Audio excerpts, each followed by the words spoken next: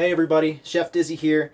I just wanted to come bring you some strategy, market analysis, and updates for today, April 4th, 25. I'm watching the chats a lot. I'm watching Reddit, Facebook. I'm always trying to follow the conversation, and what I'm finding people ask over and over again is this question about full sets. In other words, why would I pay more for a full set when I can find all of the individual pieces for cheaper? This is a really good question. The answer is you wouldn't, right? If you can find the individual pieces for cheaper, then I think you should go ahead and do that. I think that's definitely the more prudent decision. The reality is that in the world of physical collectibles, a full set is often worth more because each individual piece is hard to find. It takes time, hours, days, weeks, what have you, to find all of the pieces of this set.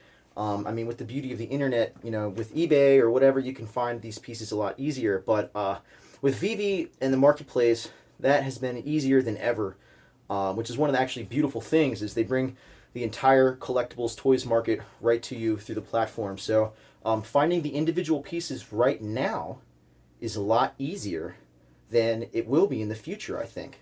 We need to keep in mind the limited amount of ultra rares there are out there, and really I believe that in a couple months' time, all of the ultra rares will really have their forever home. I know that I have been working diligently on completing sets and acquiring ultra rares. I'm up to 12. Yeah! And I know that I'm not parting with my ultra rare without parting with the whole set when that time comes. Another reason people don't really seem to understand that a lot of people theorize that sets are going to yield tangible benefits in the future in the Master Collectors program. The tangible benefits that a set could yield could be something like early drop access or access to a secret model. For example, somebody said, wouldn't it be cool if having all of Batman seasons 1 through 4 got you special access to buy the Batmobile? Finding unique ways to reward the set holders is going to be crucial for VeVe to really increase the value of these sets. But yeah, basically it's just about time and money. If it takes time and individual sales, before the marketplace was open, it was really hard to make individual deals depending on your level of savvy and how comfortable you were with dealing with people without escrow, for example. Now that the marketplace is there, I think it's fairly easy. Go ahead, build your sets from individuals. One thing I want to say about that is that I think it's foolish to start with the common and then work your way up, because you're not any closer to finishing the set until you have that ultra rare. That is the keystone piece, and we will see the floor and values on these continue to rise. All right, so I've been going through the market. I want to go, model by model. I got about 19 models here on my book. I want to tell you about what I saw and what I think of these deals and stuff like that. All right. First of all, the floors are rising, people, and it's really, really exciting. I think this market access is really going to, see the value of all collectibles slowly rise across the floor. The floor, by the way, if you're not familiar with the term, is what we call the very bottom of the pricing for these models. So if you're looking at Jay Lee, for example, Jay Lee, I was just looking at him 30 minutes ago. A lot of prices in the 425 to 450 range, but I saw some at 350, and I feel like that 350 is a sweet spot. So if you can pick up a Jay Lee for 350, I think you should go ahead and do that. Babs Tar prices keep increasing. Just a couple days ago, you could find a Babs for the mid to low 300s, but now it seems like the floor on Babs has reached 550, and it doesn't seem to stop. Ultra rare DeLoreans, I haven't really been a huge fan of the ultra rare DeLoreans, considering how many there are out there, 12,500. But you see the floor on ultra rare DeLoreans is about 300. I think if you're going to look to pick up an ultra rare in the market, you should really look for a low serial, considering how many DeLoreans there are out there.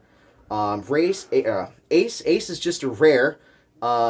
It looks like his floor is floating around 350. I see a lot again in the low 400s. Ace, until the ultra rare Edo comes out, I don't think we're really going to see the true value of Ace as a piece. Corsica, she seems to be hovering in the mid to high 200s. 449 seems to be somewhere that the floor is trying to be set by somebody somewhere out there, just keep buying up the floor Corsica. So I actually wouldn't wait. What you should understand about whale strategies and whale mechanics is if somebody's got 50 grand and they just want to come in here and buy the cheapest of every model in one category, they could easily reset the price level to somewhere that is more beneficial to them. And I think that's what's happening with the Corsicas. Rizzo, my man. Just a couple days ago, I saw people trying to sell Rizzos for $3,000 cash, and the floor is climbing. Try find a Rizzo for less than $4,000 in the marketplace. Try it. It's not going to happen. Rizzos are looking at like 4K plus right now. A lot around 5, 6, 7. The floor keeps climbing. Todd's are hovering strongly around 425, 450. I'm seeing a lot of people trying to boost the price of Todd's. Todd McFarlane Batman, a lot of people think he's going to be the next Rizzo. I'm not really sure. I think long term, as the very first NFT minted by VeVe, he has a chance to really see some high value, but I don't know that he's ever going to quite hit Rizzo levels, but we'll see. You know, the edition size on Todd at 7,500, it just means to me that Todd is probably never going to be worth the same amount as Rizzo, but I'm not trying to dash the hopes of you Todd collectors out there. Becky Cloonan, she's in the high 300s. I would pick this up if I could. This is not financial advice, by the way, but I would pick up high Becky Cloonans in the 300s if I could. She's first edition. Again, the floor on this is going to rise. It's going to be hard to find them, and if you don't have any Season 1 first editions, Becky Cloonan is a great option. I think Rizzo, as far as Season 1, most people are going to be priced out of Rizzo, and Becky is going to be kind of a poor man's prize as far as the Season 1 collectibles go, so I wouldn't neglect that. Nightwing seems to have recovered really nicely. A couple days ago, he was looking to be able to picked up for about 1,000, 900 to 1,000. But you know, the floor is solid at 1.2 thousand, 1.2K gems in the marketplace and higher. So good luck finding a Nightwing for less than that. Marcelin, you know, I picked up 2 Marcelins myself in the low 400s about 3 days ago in the marketplace, and it seems like the floor has been reset in the high 500s, but you'll see lots of Marcelins in the 600-700 range. I wouldn't wait. I'm a big fan of ultra rares. You're going to see me anytime I talk about strategy. I'm going to encourage you to pick up ultra rares because I think that is where the true value is. Okay. Yeah, it's not going to be easy to find these. Robin has again retaken 1K as the floor. Guys, the ultra rare floor prices are going to just keep climbing. Robin is standing strong at 1,000. Ritmo, I was lucky to pick up a Ritmo for 900 last week, and it seems like the floor on him is hovering around 950. Again, when I'm talking about these floor prices, I'm seeing 1 or 2 models at these low prices. The rest are several hundred or $1,000 more, you know. So Ritmo at 950, I think that's a buy myself. Barda at 1.1K. Barda's been hovering around 1,000 for a long time. Seems pretty insulated to the nasty drops, and I think Barda at 1.1K, she's a good steal. Yeah, she's a set all by herself, and she's one of the first color models on VeVe. I think it's really important to note those two things. A lot of people seem to undervalue Barda, but when they realize that you could have one set completed, one of the earliest models, one of the lowest model counts for just around 1,000, between 1,000 and 2,000. I think she's going to go to 2,000 really fast, but we will see. The Mayor, another piece that I picked up about 3-4 days ago. Mayor's holding strong around 625 was the lowest one I saw, 625 to 700. I think back before the marketplace opened up, Mayors were being traded hands for in the high 700s to low 800s range on Telegram. So, you know, I'd like to see him coming back to his nice rightful place there, especially since I picked up a couple. Ghostbusters logos. I'm seeing Ghostbusters logos in the high 300s, and the lowest one I saw was 375 not too long ago. The rest are easily 400 plus, and people are undervaluing Ghostbusters logos. You know, I'm never going to complete the Ghostbusters set myself because of how hard it will be to get the platinum and gold Mooglies. However, there's still only 2,400 Ghostbusters logos. It is iconic, and it's one of the color models, and I love it. I love it. I'm glad I picked up the Ghostbusters logo. Penguin seems to be hovering around 315 in the low 300s. I would not wait to pick up a Penguin. He's the only Penguin in the black and white model series, and there's only 3,250 of him made, which makes him one of the rarer models. You know, we're seeing model counts increase, and I think that's going to matter a lot. And I think there's also some kind of like misprint in the name of the artist on the Penguin page. I don't know how much that matters, but yeah, some people seem to think that's a big deal.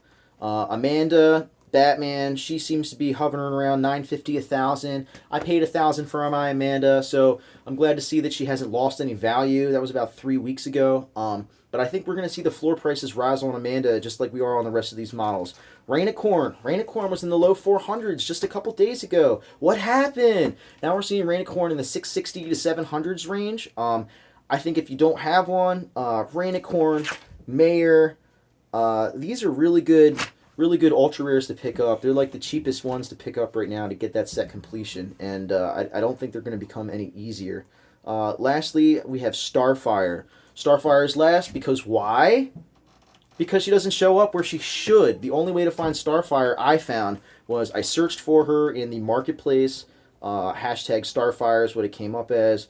There was only like 58 Starfire models for sale. She's one of my favorites. The very first animated VeVe model. It's hard to tell, but her hair that's cascading down is like slightly animated. The fire. It's actually pretty cool. Again, Starfire, like Barda, is a complete set by herself, and so again, highly undervalued model. Just about 1,000 made. Starfire is hovering around 1.3K, and I think she's a steal. I think Barda and Starfire are easily going to hit 5K each. That's not financial advice. None of this is financial advice, ladies and gentlemen. This is all just my personal strategies, or what I'm thinking, my thoughts and opinions. I'm just a guy. I'm no, professional Harvard business degree, MIT economics expert. I'm just somebody who's really bullish for VeVe, and I'm all in. I spend all day doing this stuff, looking at the markets, looking at the people and what they're saying and what they're doing. I'm not even going to talk about Donnie, him, Bubbles, Harley, and the Ghostbusters sets. They're honestly, they're too high. It's completely out of my price range. I'm never going to get those models. I've accepted that. If you are able to get those models because that's not out of your price range, I have seen some of the rare Harleys going for as low as 7,000, 7,000, but that's kind of steep for me. I'm probably going to stay away from those myself. Really looking forward to the next Ultraman drop. And anyway, guys, let me know what you thought of this next video. I'm trying to see if market analysis is something that you guys find valuable. I did throw on a Chef coat for you. A couple people complained last time. They said, hey, you don't look like Chef from Discord. So I did throw on the coat, and as you see, my long hair is put up in the hat. That's how I normally like to cook. So anyway, thanks for watching, guys. I'll see you next time. And what's cooking with VeVe and Omi?